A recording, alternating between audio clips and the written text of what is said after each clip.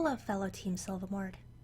So today we're going to talk about coping mechanisms, and this is by no means a complete list. Everyone has their own methods of coping with various things, be it depression, stress, anxiety, general sadness, changes in life, you name it.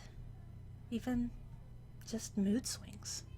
So, I'm going to be listing various mishmash of coping mechanisms that myself as well as other people have used, just in case you need some suggestions. Again, I should let you know as a disclaimer that I'm not a professional. I'm not a doctor or a psychologist or a psychiatrist by any means, and although I'm sharing a lot of my life experience, I would suggest heavily to find professional help if you feel that you ever need it. So, first off, Roland Askew gave me several great coping mechanisms that he uses that I'd like to cite with his permission, and he suffered from depression like a lot of us actually have, and he's found things that work for him. Again, these might not necessarily work for you, but it wouldn't hurt to try it. I mean, what do you have to lose? Probably nothing compared to what you could gain. So, he does point out that a psychologist once let him know that, biology, psychology, and life experience contribute to mood. And that's genetics a lot of the time. Some people's families have things like depression run in them, bipolarity, even schizophrenia. These things are carried in DNA, and sometimes it's not necessarily your fault that any of these things happened. And in most cases, it's never really your fault if you're suffering from depression. It's just an unfortunate turn of events. Bright sunlight. Now, granted, you don't have to go stand outside in direct sunlight all day, but sunlight produces serotonin in our bodies. Serotonin makes us feel happy. It elevates our mood, regulates it, and promotes wakefulness. It's actually the opposite of melatonin. Melatonin, if you guys don't know, is a chemical that your body releases when it's time to sleep, usually released when you're not exposed to light. A lot of the time, we use computers or TV screens or smartphones, tablets in bed, which can actually be quite bad for our health.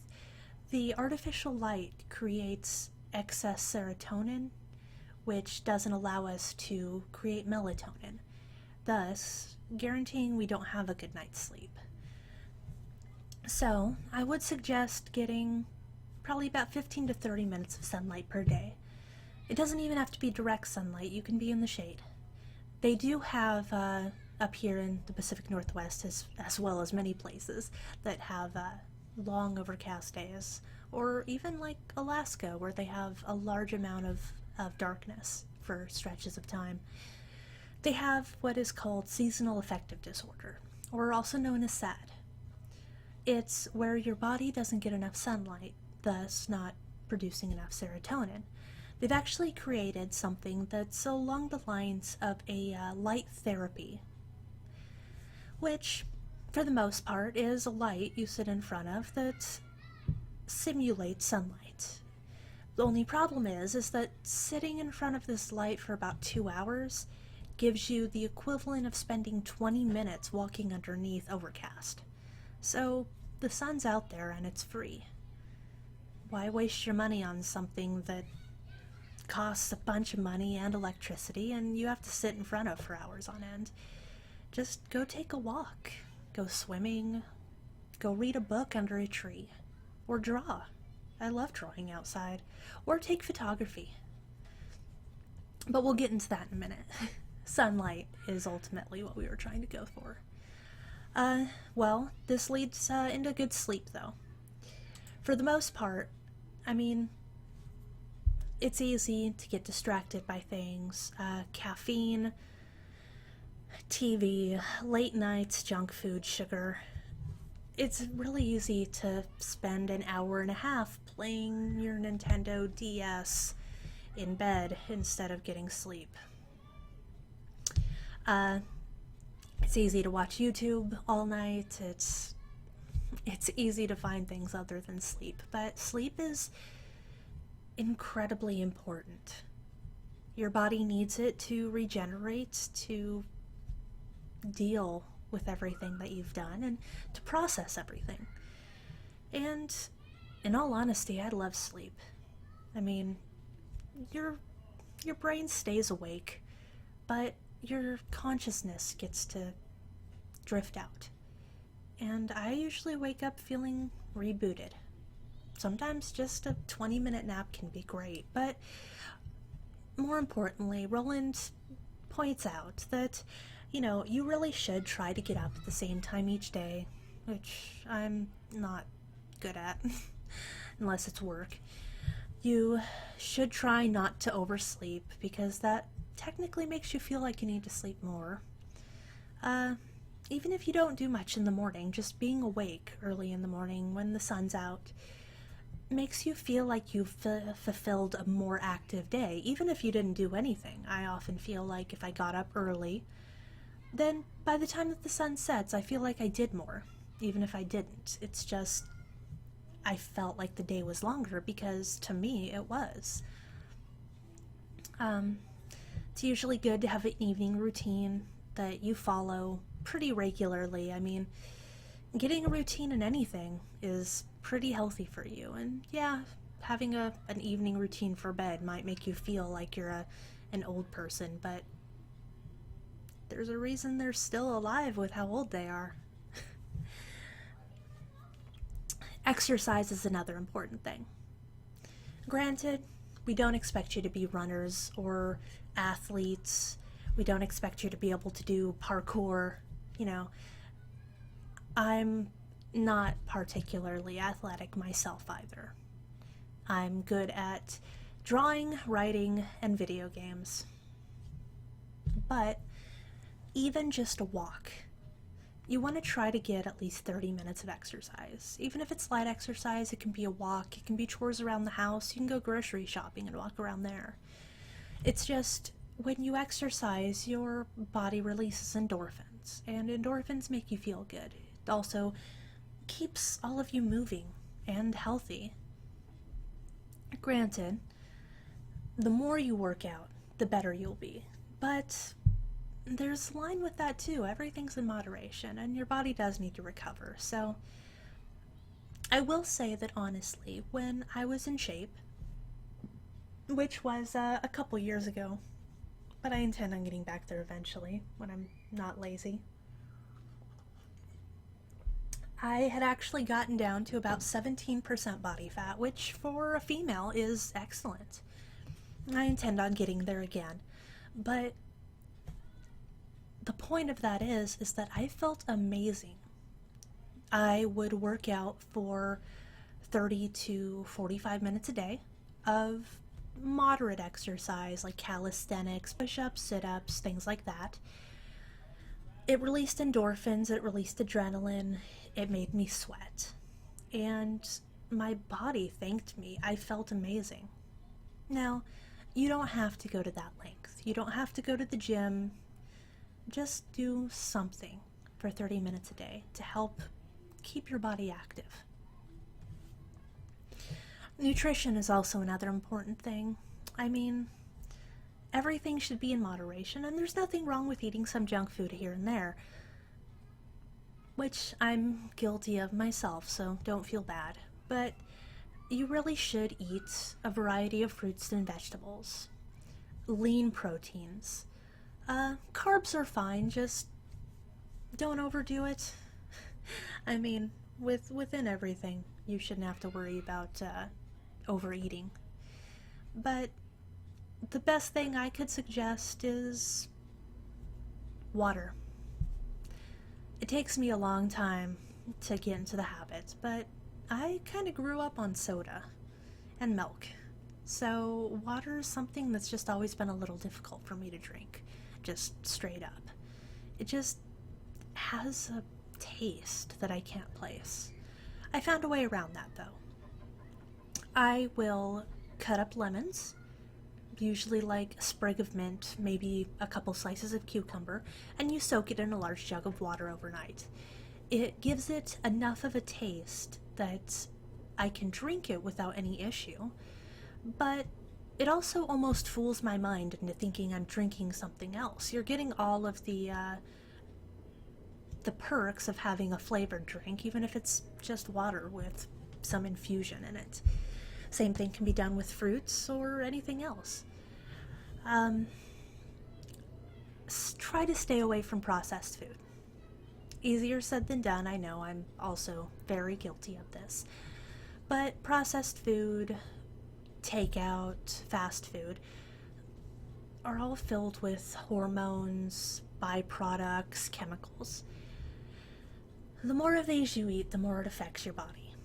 And, well, although I'm not exactly a dietitian, I know for a fact that one of my friends who came from France, she would eat the exact same thing she ate in France here in America, but she'd gain weight. And it didn't make any sense to her. She'd go back to France and eat the same things and lose weight. The fact is that processed foods vary from country to country because of FDA standards, but here in America, they're not very good for you. They're filled with hormones and products that usually make you gain weight.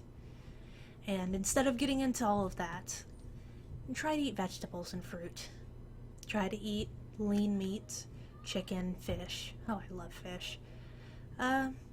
Yogurt, grains, rice, quinoa.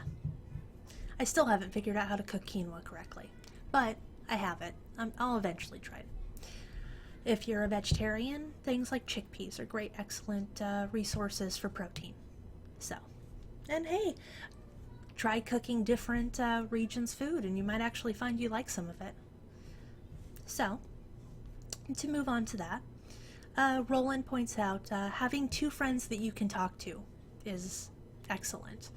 And I completely agree. Being able to talk to anyone or have a support system or a social network. If it's in person, it's better for you because you have that contact. And believe it or not, as humans are social creatures, skin-to-skin contact's very important, even if it's just a hug. But if for some reason you're unable to do that, just having anyone, having people that you can talk to, discuss your problems with, who give you advice or even just listen, is very important. It's important for you to know that you have someone out there who cares. Roland also points out, which I completely agree, while we're on the topic of friends, learn to point out and identify poisonous people in your life. Unfortunately, we'd like to believe that all of our friends are good for us, that they're all great role models and they'd never do anything to ever hurt us or put us in a bad situation. But the truth is everyone's different. And just because that person's your friend that you've known for how many years doesn't mean you're growing in the same direction. If that person got into drugs that you don't want to be a part of, which I'd hope you wouldn't want to be a part of them, became an alcoholic, became a womanizer, let's just say that they start arguments too much. I mean, we've all had that friend who really likes drama and usually pulls you right into the middle of it. These kind of things can be very bad for us because they're putting us in unnecessary situations. Now, if you're standing up for something you truly believe in, then that's great. But if your friend is starting crap with someone that you barely know, and you're getting pulled into it, that's just unnecessary stress. You don't need someone in your life that doesn't have your interests in mind, and they should appreciate you for who you are. It's easier said than done, but learn to recognize when people are just using you or aren't there for your best interests. They're toxic in your life, and you need to learn to let go of them.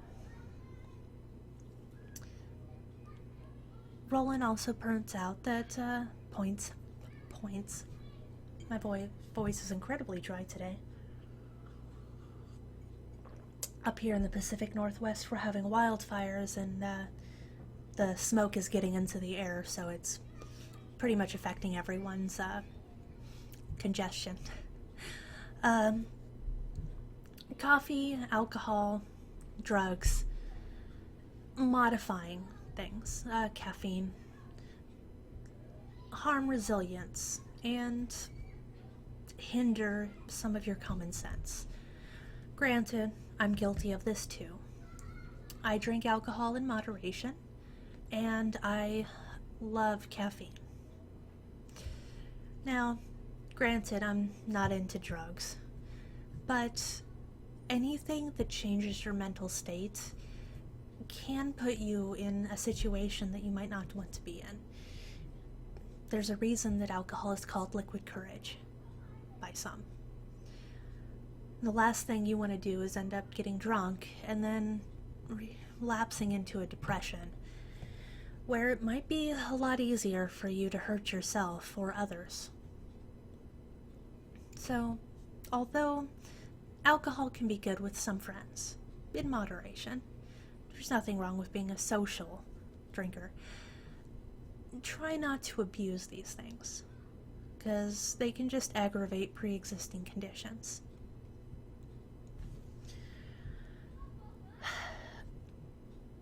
Listen to your body. Learn how to pick up on indications or signs that you're starting to slip, I guess you could say. No one knows us but us, and you know yourself better than anyone. You know when you're getting overwhelmed, when you're getting stressed out, anxious, when your social paranoia is setting in,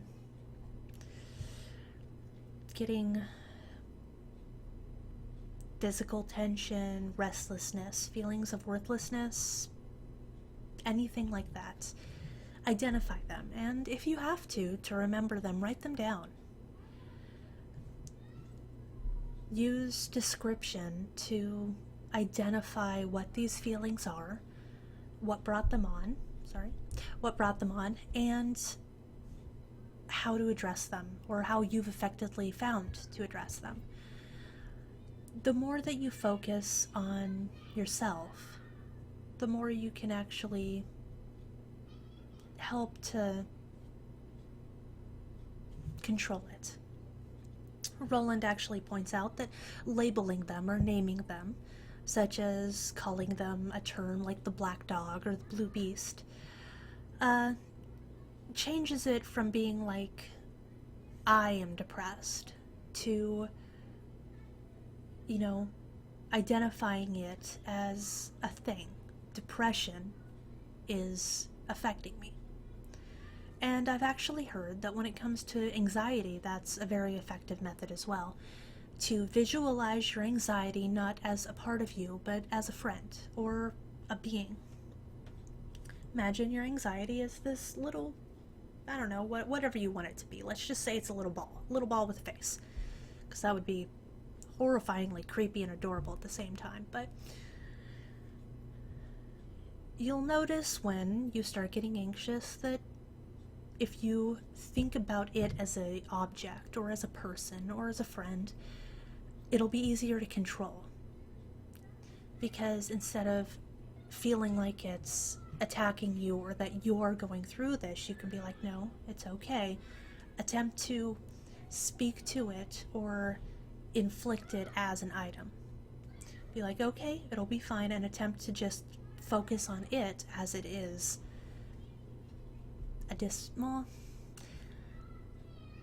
As if it is its own element. It's hard to explain, but if you can master it, it's actually quite effective, I've found. For the most part, there's that's the extent of Roland, which I do appreciate. I've found, like I've mentioned in the previous one about stress, guided meditation, or just meditation, or hypnosis. Those are all very effective. There are videos found throughout YouTube, as well as books. You can even make your own hypnosis audio formats if you would like to specifically target certain things in your life. Hypnosis and guided meditation don't really program you or brainwash you.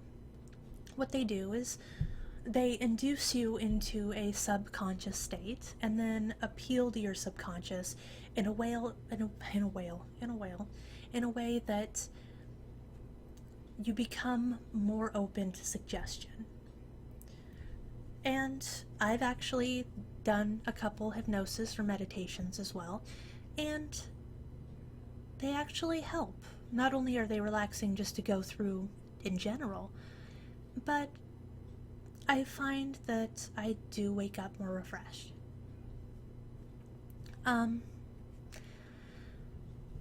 Finding a hobby. Hobbies are very great coping mechanisms because you're able to occupy yourself. And if it's a hobby that allows you to express yourself, that's even better. I have a lot of hobbies. One of the reasons I started this channel was because I felt like I needed a purpose. I mean, find something you enjoy doing, or something that you feel gives you purpose, and do it. Granted, it's not as easy as it sounds. I went quite a while without any subscribers, and that didn't bother me. The fact was I was doing what I wanted to do, and even now, knowing that I can help even one person out there makes me feel like I have purpose. I'm a lot better now than I was 2 years ago, though.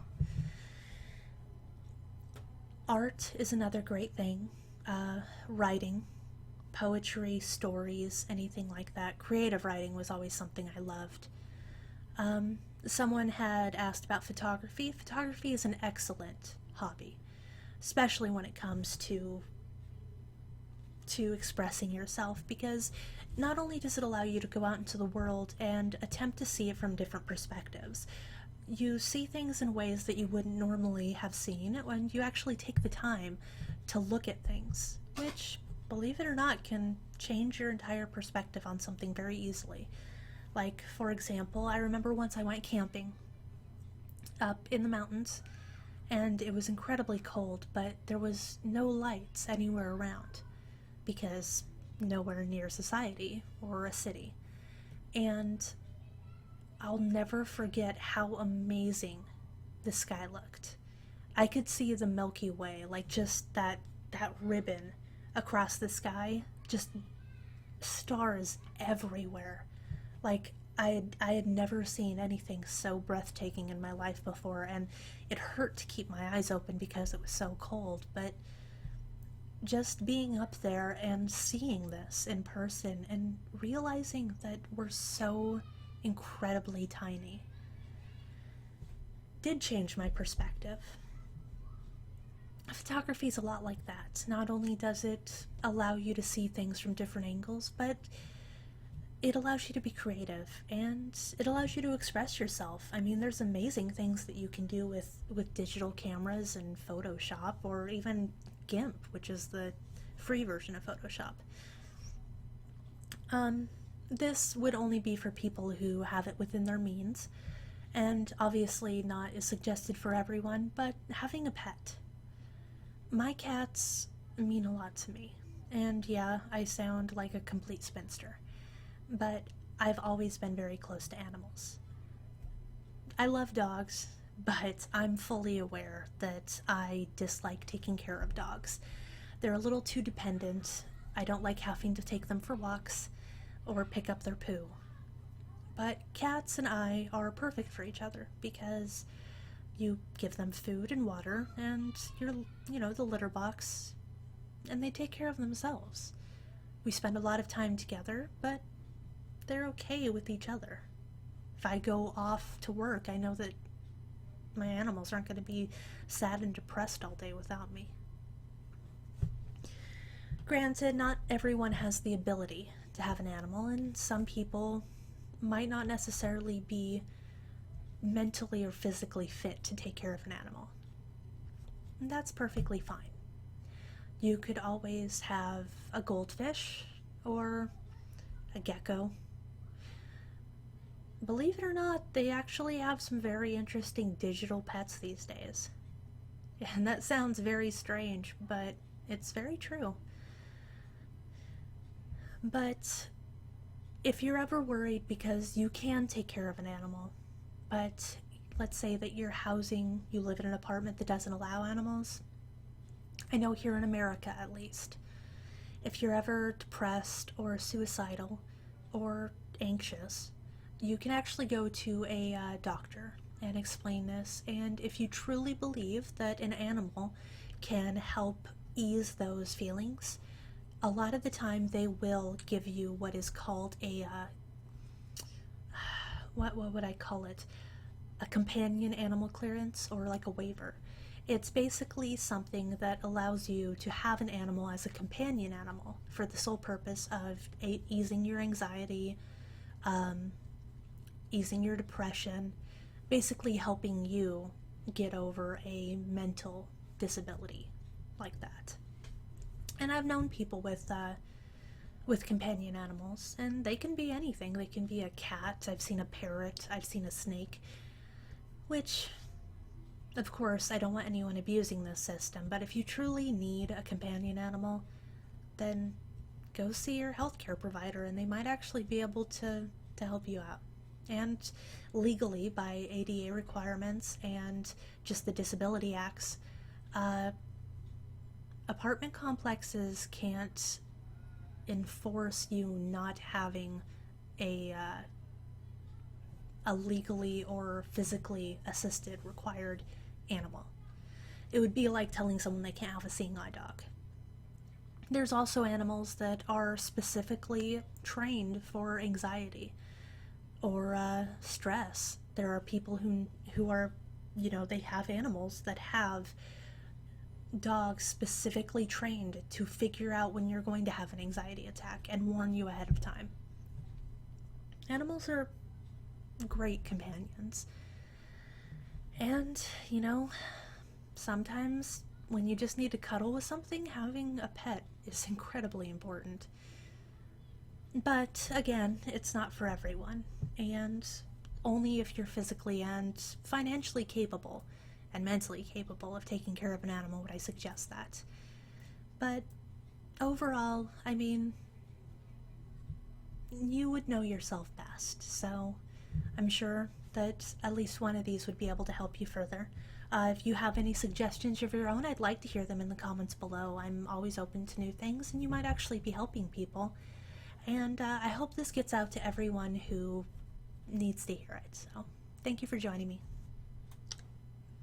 Hi guys, thank you for watching my video. It means a lot to me. If you like what you see, why not like or comment? Or if you really want to stay up to date on my videos, you can hit the subscribe button, which should be right under this video. I believe it should be right about there.